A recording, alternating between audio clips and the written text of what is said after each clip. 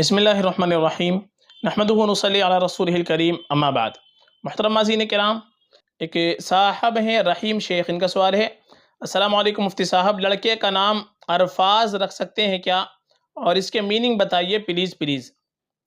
वालेकुम अस्सलाम वरहमतुल्लाहि वबरकातुहू। देखिए, जो नाम आपने पूछा है अरफाज, ये अरफाज नाम हमने काफ़ी तलाश किया उर्दू, अरबी, फ़ारसी डिक्शनरी के अंदर, जो हमारे यहाँ की मुतदाविल डिक्शनरियाँ हैं, ज़ुबानें हैं, तो उनमें कहीं से कहीं तक अरफाज नाम ये कहीं तक नहीं मिल पाया है, ना तो हमज़ा के साथ में और ना ही आइन के साथ में अरफाज। ये मुहम्मल नाम है, पैमाना नाम है, घड़ा हुआ नाम है, इसलिए ये नाम बिल्कुल नहीं रखना चाहिए, ये नाम नहीं रखा जाएगा। इसके बजाय बेहतर ये है कि हम कोई अच्छा नाम रखें। मसलन इसी से मिलता जुलता एक नाम आता है अफराज। अफराज के माने आते हैं ऊंचाई के, बुलंदी के।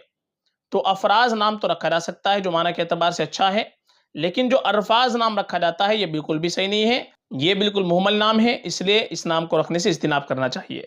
और माँ बाप के ऊपर औलाद का सबसे पहला हक़ ये है कि माँ बाप अपने बच्चों का अच्छा नाम रखें, अच्छे माना वाला नाम रखें। इस तरीक़े का बेमाना मुहम्मल नाम हमको नहीं रखने चाहिए।